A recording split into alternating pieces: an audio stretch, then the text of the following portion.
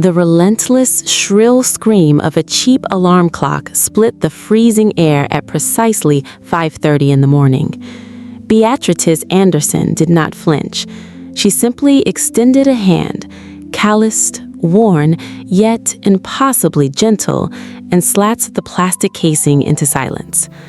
For a long, motionless minute, she lay still on her narrow bed, staring up at the water-stained ceiling of the small apartment nestled directly above her tailor shop. Above her was a leaking roof she could not afford to patch. Below her was a family legacy she was desperately trying not to lose.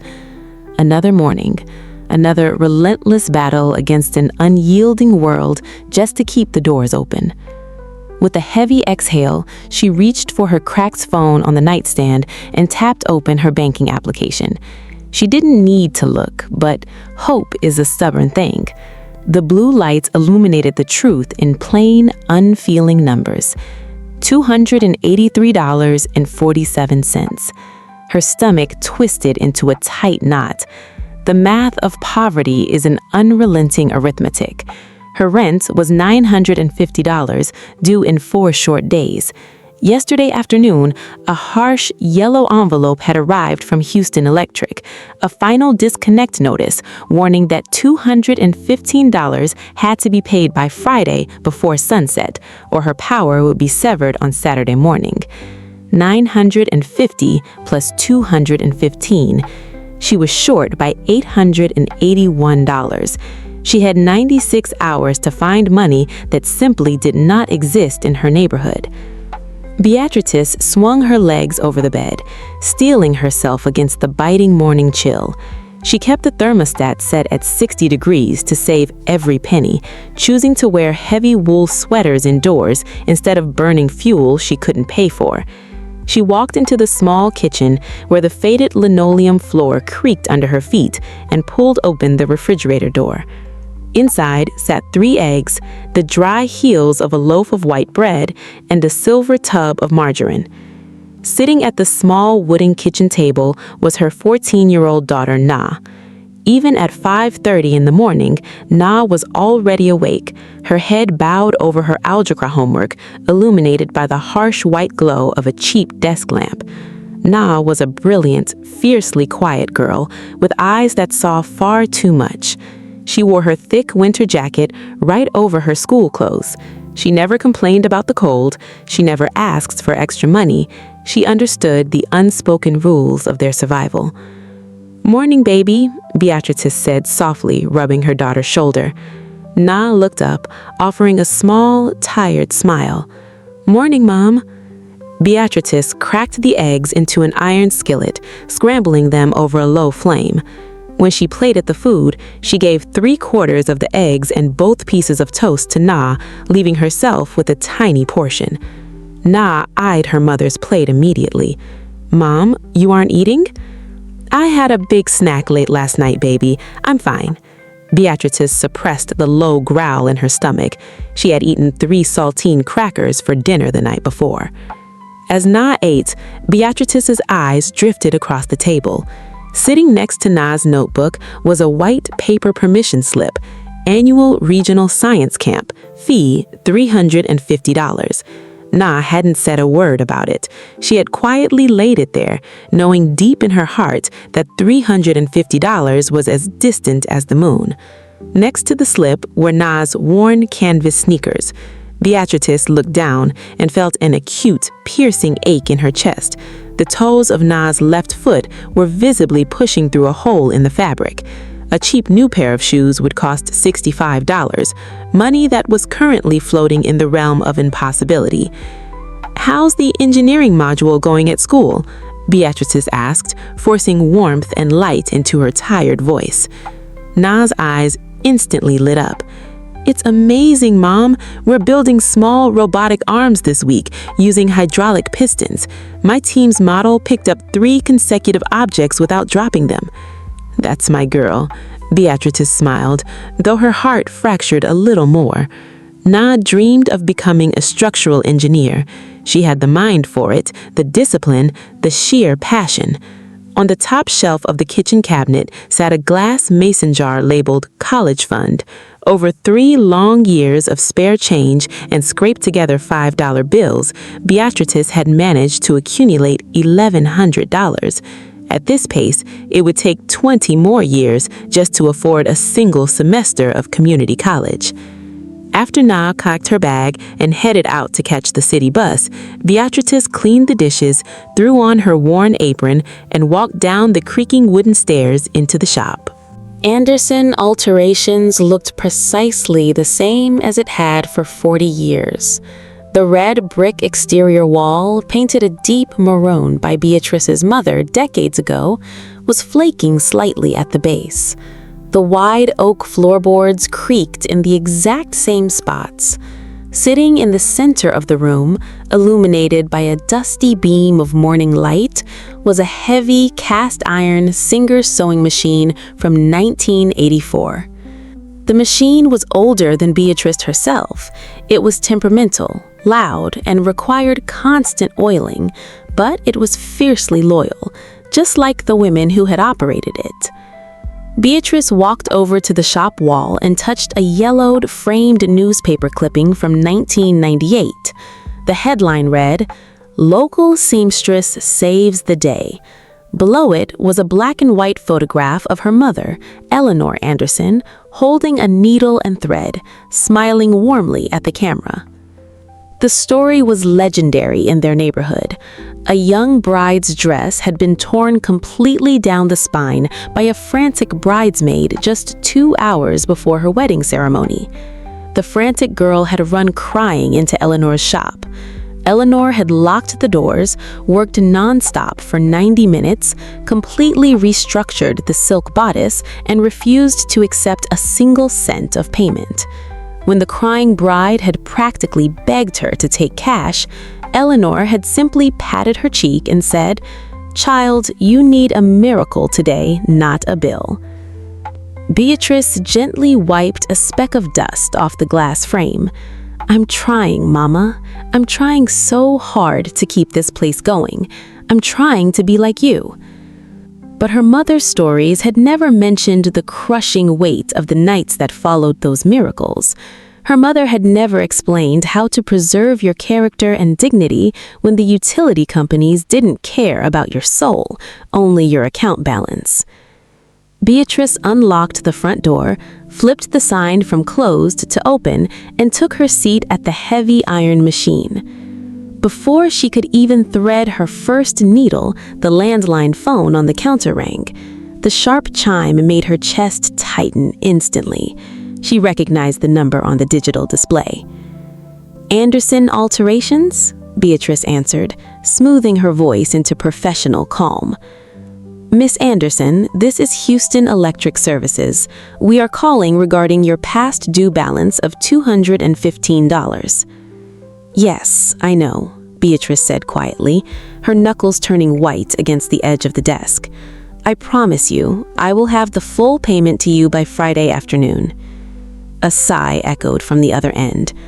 "Ma'am, our system indicates you've already been granted 2 courtesy extensions this month. Friday at 5 p.m. is the hard deadline.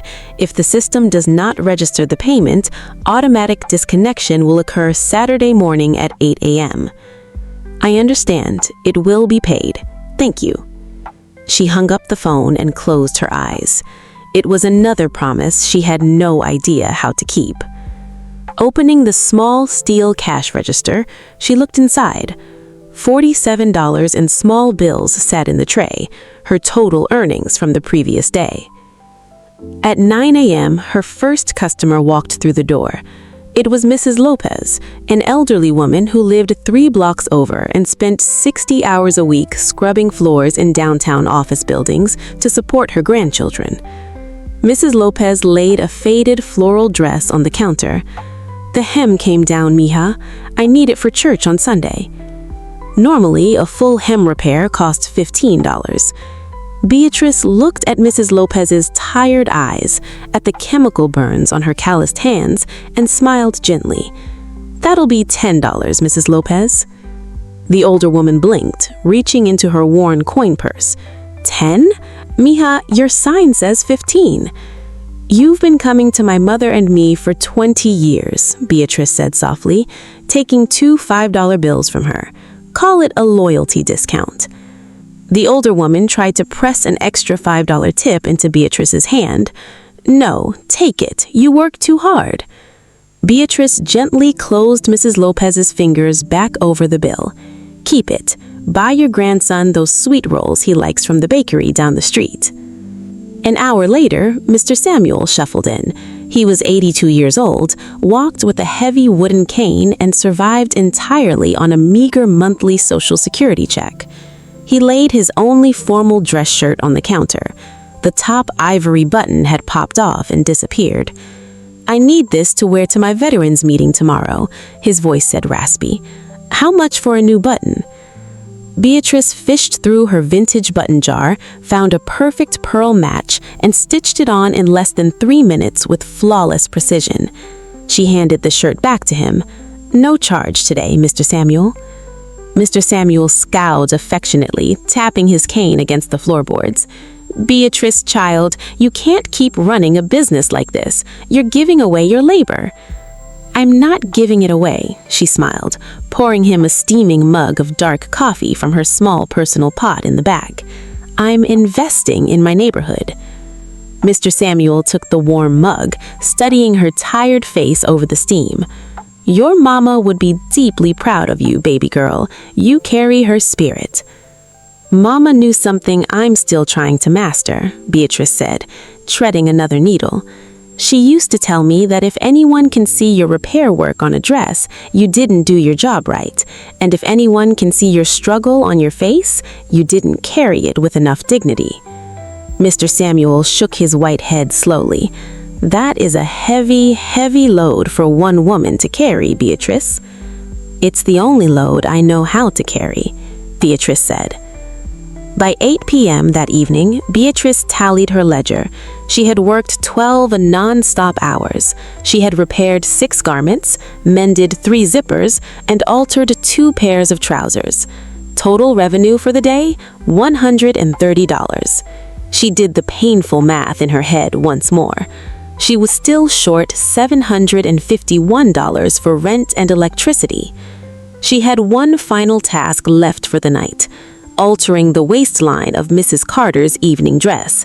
The $25 fee had already been paid in advance and already spent on last week's groceries.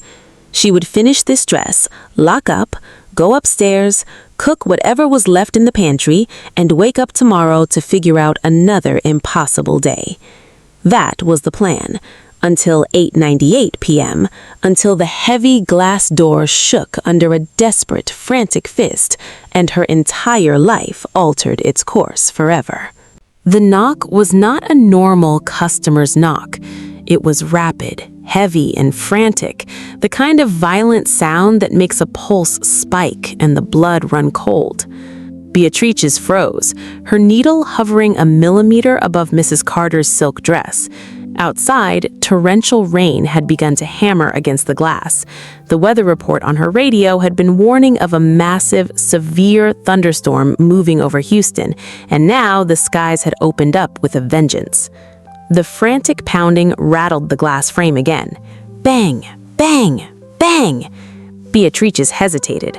A woman alone in an empty shop at 9 p.m. in a struggling neighborhood learns to trust her instincts. Every voice in her head shouted, "Lock the door, turn off the light, and go upstairs."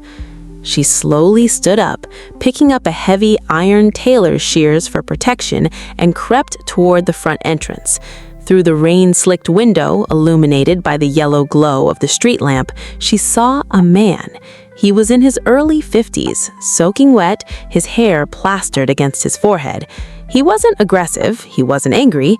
His eyes were wide, bloodshot, and filled with absolute, overwhelming panic. Beatrice cracked the door open 3 inches, leaving the heavy brass safety chains securely latched. "We're closed," she called out over the sound of the howling wind. "You need to come back tomorrow at 9. "Please," the man's voice broke. He pressed his face close to the crack in the door. "Please, I beg you. I saw your work light on from the road. Every customer, every dry cleaner, every shop in this city is closed. I'm completely desperate." Beatrice studied his face through the gap. He was wearing an impeccably tailored charcoal gray Italian wool suit, but the entire left shoulder seam was violently shredded. The expensive silk inner lining was hanging out like a gaping wound, completely ruined. His hands were visibly trembling in the cold rain. "What happened to you?" she asked cautiously. "I flew in from New York 2 hours ago for a meeting tomorrow morning at 8 a.m. It is the most important meeting of my entire life. My luggage was lost by the airline. I bought this suit off the rack at an emergency store, and as I was getting into my car, the shoulder caught on a rusted door latch and tore completely apart. If I walk into that boardroom looking like a wreck tomorrow, 300 people are going to lose their livelihoods.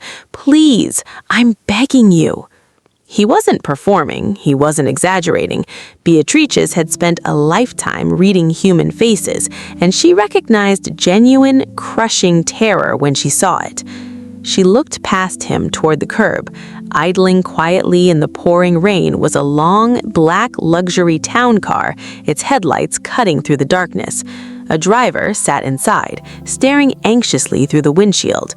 Beatrice looked back at the terrified man in front of her. Slowly, deliberately, she unhooked the brass safety chain and swung the heavy oak door wide open. "Get inside out of the storm." The man practically stumbled across the threshold, cold rain dripping heavily on her clean oak floorboards. "Thank you, God, thank you," he breathed, shivering. Beatrice took the heavy jacket off his shoulders and laid it flat under the harsh white light of her workspace desk lamp. She leaned over and inspected the tear closely. Her heart sank slightly. This was not a simple snip and stitch job. The tension on the suit's fabric had caused the thread to snap violently, tearing away part of the delicate shoulder canvas and ripping 6 inches of silk lining. "This is serious damage," she said quietly, her voice measured. "To fix this correctly, I have to completely reconstruct the interior shoulder canvas, rebuild the seam thread by thread, realign the silk lining, and hand press it. It's going to take at least 4 hours of painstaking manual labor." "I'll pay whatever you want," the man shouted desperately. He reached into his coat pocket and pulled out a thick leather wallet. With trembling, wet fingers, he pulled out a massive stack of crisp $100 bills. "I have $2,000 right here in cash. It's yours, all of it. Just please fix it so I can wear it at 8 in the morning." Beatrice stared at the money resting in his hand. $2,000. Her mind went into instant, blinding overdrive. In a fraction of a second, the impossible math that had been tormenting her soul all week completely solved itself. Electric bill, $215. Rent, $950. Groceries for 2 whole months, $400. Na's new shoes, $65. Na's science camp permission slip, $350. Total, $1,980. She would still have $20 left over to buy a warm rotisserie chicken for dinner tomorrow. Her life could be saved in a single second. All she had to do was extend her hand and take the bills. Beatrice raised her hand. Her fingers reached toward the green paper, and then, unexpectedly, she stopped. She looked up from the cash and locked her eyes onto the man's face. She really looked at him. His eyes were red-rimmed, not just from the harsh rain, but from deep, agonizing stress. As he pulled out the money, a small laminated photograph had fallen from his wallet and fluttered onto her sewing table. The man quickly, almost protectively, snatched the photograph off the table. Beatrice caught a brief glimpse of it, a bright, beautiful 20-something girl wearing a white medical lab coat, smiling proudly. "My daughter, Caroline," the man murmured, his voice softening with immense pride and vulnerability. "She's in her 2nd year of medical school."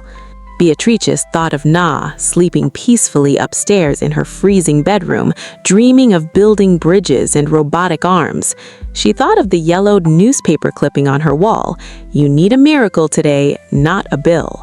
Slowly, gently, Beatrice extended her hand again, not to take the cash, but to push his hand and the $2,000 firmly back toward his chest. "No," Beatrice said softly. The man froze, blinking in absolute disbelief. "What? What do you mean, no?" "I cannot take your $2,000, she said cleanly. "Why not? You just said it's 4 hours of heavy work. You earned it. Name your price." His voice was high, frantic, borderline hysterical. "You are desperate," Beatrice said, her voice like a calm anchor in the middle of a roaring sea. "You are terrified. Your daughter's pride and 300 people's jobs are hanging on what happens tomorrow morning." She pointed her calloused finger quietly at the yellow Houston Electric disconnect notice sitting openly on her desk. He looked at it, his eyes widening as he read the bold red text. "I need money more than you can possibly imagine," Beatrice said softly. "My electric bill is being shut off in 2 days. I'm 4 days from being thrown onto the street with my daughter. But I will not take advantage of a human being who is drowning." The man stared at her like she was an alien creature that had just descended from the heavens. "I don't understand you. Why would you refuse?" Beatrice sat down at her iron singer machine, picked up a thin silver threader, and began preparing her needle. Her movements were smooth, rhythmic, and grounded in decades of quiet dignity. "My mama taught me a simple rule when I was a little girl," Beatrice said, looking him dead in the eye. She said, "When a person is drowning in front of you, you don't charge them for the rope. You throw it for free." Tears welled up instantly in the man's eyes, spilling over his weathered cheeks. "Why?" he whispered, his voice cracking entirely. "You don't even know my name. I'm a stranger." "I know you're a father," Beatrice replied gently. "I know you're a man carrying the weight of 300 families on your back. I know you showed me your daughter's picture like she's the center of your universe. And I know you walked through my door at 9 p.m. on a stormy night because you had nowhere else to go. That is all I need to know. But your electric bill, I will figure it out," Beatrice said with a quiet, unshakable confidence. "I always figure it out. Now take off that jacket, sit down in that chair, and tell me about this meeting while I fix your life." The man stood paralyzed for a moment. Then his knees seemed to give out under the sheer weight of her mercy. He sat down heavily in the wooden customer chair across from her desk, buried his face in his trembling hands, and wept silently as the rain beat against the glass. "Thank you," he sobbed quietly into his palms. "My God, thank you. I don't deserve this." "Kindness has nothing to do with deserving, sir," Beatrice said as she lit a warm paraffin candle as the wind outside howled through the street. "Now tell me, what's your name?" "Gregory." He wiped his eyes, taking a deep, shivering breath. "Just Gregory." "Well, Mr. Gregory," Beatrice smiled softly, her needle piercing the dark wool fabric, "we have 4 long hours of night ahead of us. Let's get to work."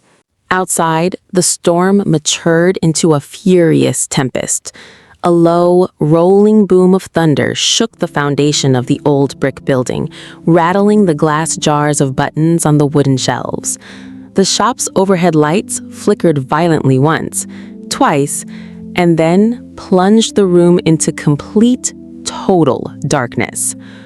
"Oh no!" Gregory gasped, standing up in the pitch black. "The power!" "Drawer on your left, second handle down." Beatrice's voice was utterly unfazed, calm as a smooth pond. "Grab the box of wooden matches." Gregory fumbled in the dark, his polished dress shoes scraping against the floorboards. He found the drawer, struck a match, and lit 6 thick pillar candles that Beatrice kept lined up along her counter. A warm, golden light flooded the small space, casting long, dramatic shadows against the exposed brick walls. Beatrice was already back at work, holding the destroyed suit jacket directly over the golden flame of a central candle, her hands moving with absolute fluidity. "How can you possibly see what you're doing in this light?" Gregory asked, leaning in, astonished. "My eyes don't need to see every detail anymore, Mr. Gregory. My fingers remember. I've lived through Hurricane Rita, Hurricane Harvey, and 20 years of local blackouts. You don't let a little loss of light stop you from fulfilling a promise." Gregory sat back down, mesmerized. The golden candlelight reflected off the steady, metallic silver needle as it danced back and forth through the heavy cloth. He watched the absolute calm mastery in her face. There was no anxiety in her features now, no trace of the soul-crushing financial terror that had gripped her hours earlier. In her element, behind her needle, Beatrice Anderson was a queen on her throne. "How long have you been doing this?" he asked softly, the storm roaring outside. "Since I was 7 years old. My mother sat me right on that small stool over there. She put a thimble on my thumb and told me that a needle is a weapon of grace. Her grandmother taught her, on a plantation in South Carolina, stitching clothes for people who weren't even allowed to own their own bodies. This skill kept our family alive, through slavery, through Jim Crow, through depressions, and through recessions." She gently patted the iron body of the Singer machine. "This machine right here is 41 years old. It's older than I am, but back then, they built things to last. They built machines with real steel, and they built people with real values." "Your mother, she was a remarkable woman," Gregory said quietly. "She was." Beatrice's voice softened, a distant look appearing in her eyes. "She taught me that every stitch you place into a garment is an invisible contract between you and the person wearing it. It's a promise that you see them, that you respect them, and that you care enough about their human dignity to do the job right." She gestured with her chin toward the dim, yellowed newspaper clipping on the wall. "See that story on the wall? 1998. That bride was weeping because her dress was destroyed 2 hours before her wedding. My mother fixed it, handed it back, and wouldn't take a dime. She told me, 'Beatrice, never let money get in the way of a chance to save a human heart.' Some days I managed to live up to her. Other days, like today, I wonder if I'm just being foolish." "You are not foolish," Gregory said with sudden fierce intensity. "You are the rarest kind of human being left on this earth." Beatrice let out a gentle, quiet laugh. "I'm just a seamstress in a dyeing shop on a dark street, Mr. Gregory. Doing the right thing shouldn't make someone rare. It should be the baseline." By 11:30 p.m., the storm was directly overhead, but inside the shop, a strange, profound peace had taken root. Beatrice was halfway through reconstructing the shoulder lining. Suddenly, Gregory's phone, sitting on the glass table, began to vibrate wildly. The digital screen illuminated with executive contact names: VP of Global Operations, Board Chairman, Chief Legal Counsel. It buzzed 3 times, stopped, and then immediately rang again. Gregory reached down, flipped the phone face down on the wooden table, and pushed it away. "You can answer that if you need to," Beatrice noted without breaking her rhythm. "I won't be offended." "No," Gregory said firmly. "It can wait. This suit and what you are doing right here is the only thing that matters tonight." Beatrice glanced up over her reading glasses, her eyes locking onto his with sharp, intelligent clarity. She had seen the executive titles flashing on the screen. "Mr. Gregory." "Yes?" "You aren't just an employee attending a meeting tomorrow, are you?" Gregory went completely still. He met her gaze in the flickering candlelight, letting out a long, slow breath. "No, I'm not." "Who are you?" "My name is Gregory Ashford," he said quietly. "I am the founder and chief executive officer of Ashford Global Holdings." Beatrice didn't drop her needle. She didn't gasp. She simply nodded slowly, digesting the information. An $800 million merger? Yes. Gregory was shocked that she remembered the figure he had uttered in his initial panic. If I sign the acquisition agreement tomorrow morning at 8 a.m., my company takes control of 3 failing manufacturing plants in the Midwest. I can guarantee that all 3 plants stay open. 300 blue-collar workers keep their jobs, their health care, and their dignity. If the deal falls through because the board thinks I'm unraveling, the investment firm liquidates the plants, fires every worker before Christmas, and sells the machinery for scrap. Beatrice stopped stitching for a fraction of a second. She looked at the heavy charcoal jacket in her lap, then up at the multimillionaire sitting in her mother's wooden chair. "So tomorrow morning isn't about your suit," she said softly. "It's about 300 families whose dinner tables look just like mine." "Yes," Gregory's voice cracked again. "Yes. I was terrified because if I walked into that room looking like an incompetent mess who can't even keep his own clothes intact, they would lose faith in my leadership, and those workers would pay the price for my failure."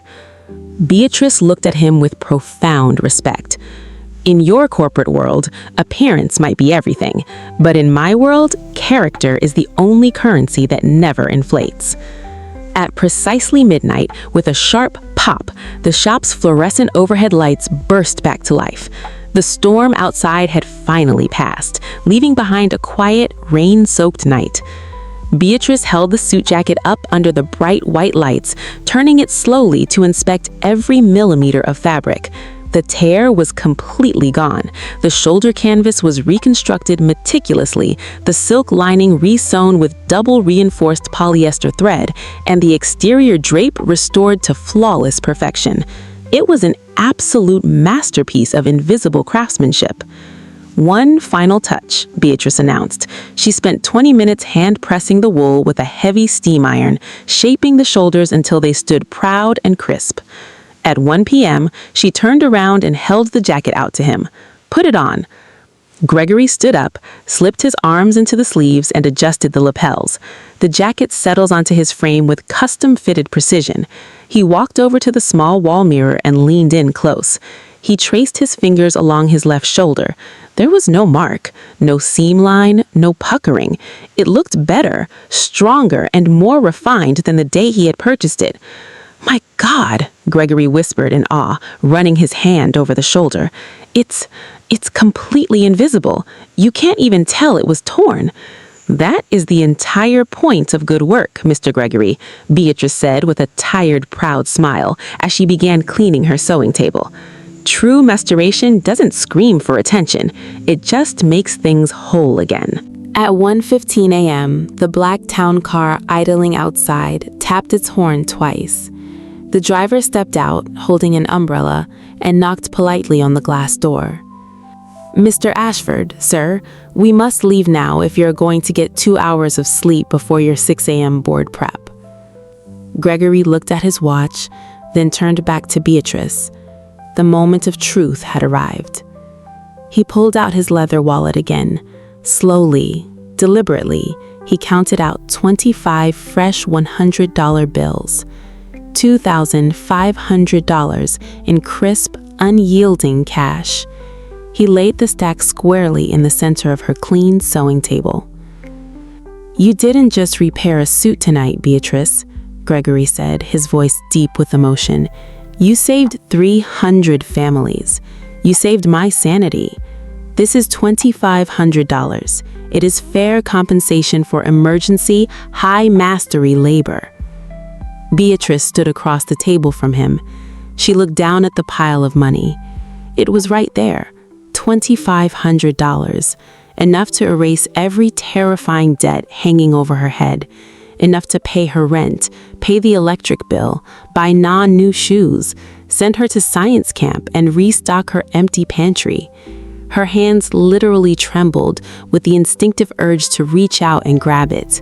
Her heart hammered violently against her ribs. "Take it," a voice screamed inside her mind. "You earned it. He's a multi-millionaire. It's pocket change to him." Beatrice took a long, deep breath. She looked at her mother's newspaper photo on the wall. She looked at the yellow disconnect notice on her desk. Then she looked Gregory directly in his eyes. Slowly, firmly, Beatrice placed her hand on top of the stack of cash and pushed it back across the smooth wooden table directly into his space. "No," she said softly. Gregory's eyes opened wide in sheer shock. "Beatrice, please, why are you doing this?" "Because if I take $2,500 from a man who walked through my door crying, desperate and helpless at 9 o'clock at night, then what I did tonight wasn't an act of human love," Beatrice said, her voice unshakable and resonant. "It becomes a business transaction. It becomes me capitalizing on your desperation." "There is nothing wrong with being paid for your mastery," Gregory pleaded, his voice rising. "You need this money. I saw your shut-off notice." "I do need it," she acknowledged, a tear finally escaping her eye and rolling down her cheek. "I need it so badly, my soul aches every morning when I wake up. But my dignity is not for sale. My mother built this shop on the principle that when someone is broken, you help them stand up. You don't charge them a tax for standing. If I take this money, I destroy the very meaning of what happened in this room tonight." Gregory stood frozen. Tears streamed down his face unbidden. "I have spent 30 years in the corporate world," he whispered, his voice trembling violently. "I have dealt with billionaires, politicians, and titan executives. I have never, in my entire life, met a human being like you." "We exist, Mr. Gregory," Beatrice smiled through her tears, wiping her cheek. "We're just usually too tired working 3 jobs for anyone in your world to notice us." Gregory wiped his eyes with the back of his sleeve. He realized that pushing the cash further would be an insult to the sacred boundaries she had drawn. Slowly, with profound hesitation, he picked up the bills and placed them back into his coat pocket. He reached into his pocket, pulled out a gold-embossed executive business card, but then stopped himself. He realized how corporate and cold it felt. Instead, he took a simple scrap of yellow notepad paper from her desk, picked up a pen, and wrote down a single word and a phone number. "Gregory, 555-0192. He folded the small scrap of paper gently and laid it on her desk. "No pressure," he said softly. "No corporate titles, just a human being who owes you your life. If you or your daughter ever need a rope thrown to you, call me." Beatrice took the small scrap of paper and slipped it into her apron pocket. "Thank you, Gregory. Now go. Go save those 300 jobs." Gregory smiled through his tears, turned to the door, and paused with his hands on the brass handle. "What is your full name?" "Beatrice Anderson." "Beatrice Anderson," he repeated, fixing every syllable into his memory like an eternal oath. "Thank you for reminding me what it actually means to be a human being." He stepped out into the crisp, rain-washed night air. The heavy door clicked shut behind him. Beatrice watched through the glass as the black luxury town car pulled away into the quiet darkness, its taillights fading down the empty street. Inside, the shop was dead silent. Beatrice stood alone in the middle of the room, looking at her empty sewing table, where $2,500 had sat just moments before. Her body began to shake violently as the adrenaline finally drained from her veins. She sank into her wooden chair, buried her face in her hands, and let out a long, silent sob. Was she insane? Was she a terrible mother for turning down the money that could have bought her daughter shoes and guaranteed their shelter? The crushing weight of her reality returned with terrifying force. In less than 48 hours, the lights would go out. In 4 days, the landlord would come for the keys. She slowly dragged herself up the stairs, checked on Na, who was fast asleep, clutching her science textbook, and collapsed onto her bed at 1:47 a.m. As she drifted off into a heavy, exhausted sleep, Beatrice held onto one single, unbroken thought. I kept Mama's promise. I threw the rope for free.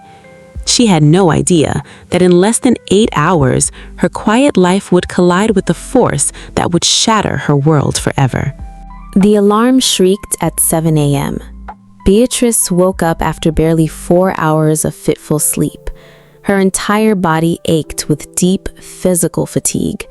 Her fingers were stiff and swollen from hours of intense hand stitching. Her lower back throbbed from hunching over the iron machine. Yet, she forced herself out of bed, put on a pot of weak coffee, and cooked the final remaining egg for Na.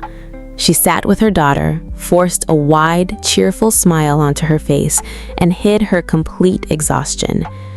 "You look really tired, Mom," Na said, strapping her backpack over her shoulders.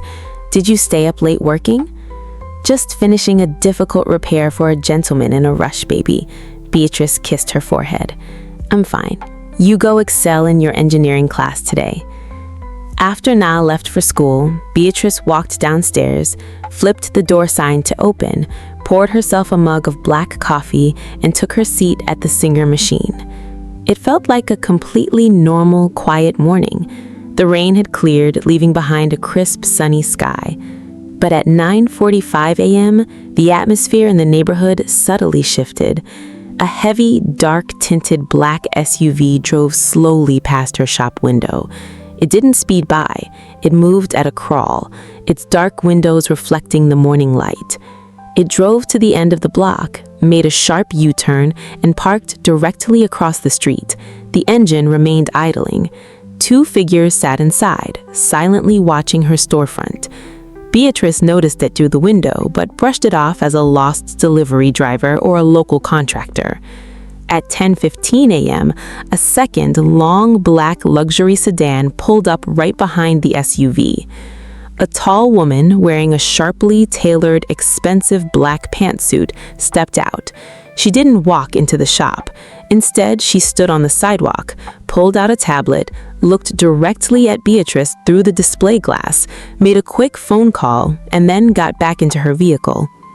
Inside the shop, old Mr. Samuel looked up from his morning newspaper, his brow furrowed with deep suspicion.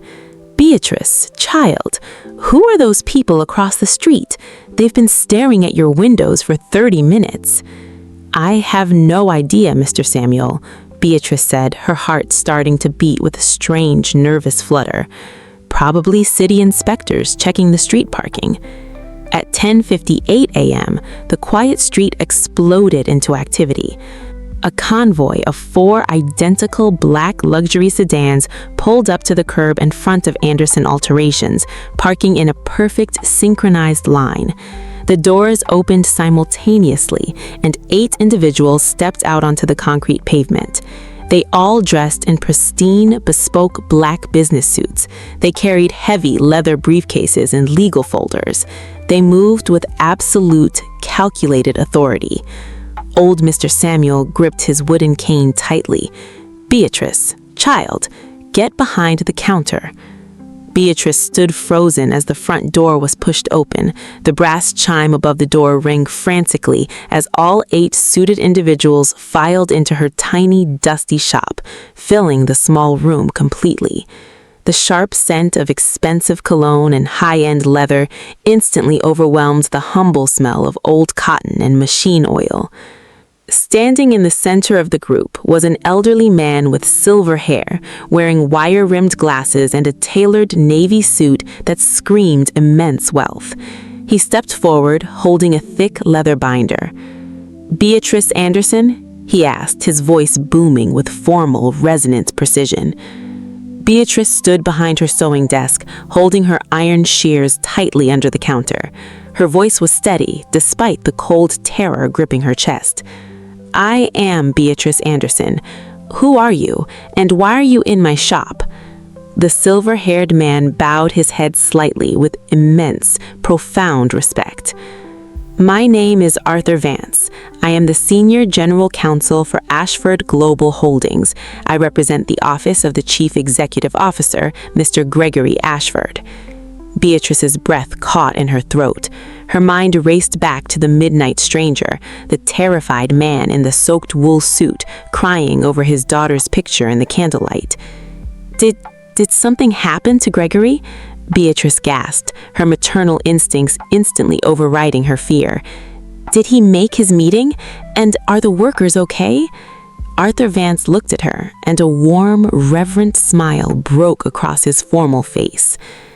"Miss Anderson," Vance said softly, "at 8 a.m. this morning, Mr. Ashford walked into the executive boardroom of the Global Consortium wearing a flawlessly restored charcoal suit.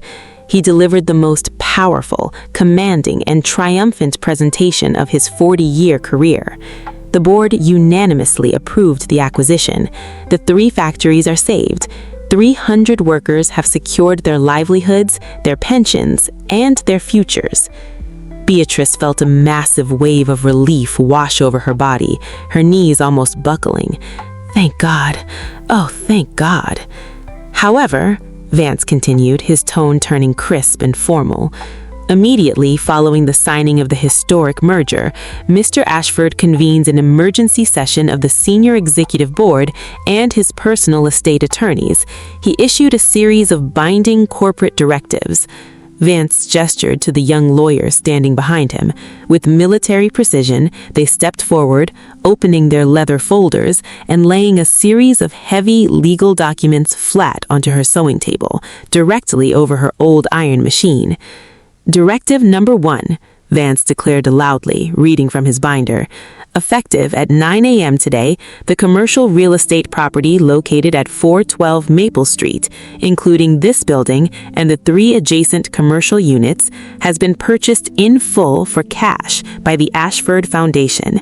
The property deed, free of all liens, mortgages, and encumbrances, is hereby transferred into the perpetual ownership of Miss Beatrice Anderson and her heirs." Beatrice stared at the parchment document bearing her name in thick, gold-embossed lettering. Her head spun violently. I don't understand. He bought the building?" "You are now the sole owner of this property, Miss Anderson. You will never pay rent again for the rest of your life," Vance stated clearly. "Directive number 2, Vance turned the page. "A corporate wire transfer in the amount of $25,000 has been deposited directly into the commercial account of Houston Electric Services. Your utility service is fully prepaid for the next 20 years. Beatrice covered her mouth with both calloused hands, tears welling up rapidly in her eyes. "And finally," Vance stepped closer, laying a small handwritten envelope made of cream-colored paper on top of the legal deeds. "Directive number 4, a personal communication from Mr. Ashford." Beatrice's trembling hands reached out and picked up the letter.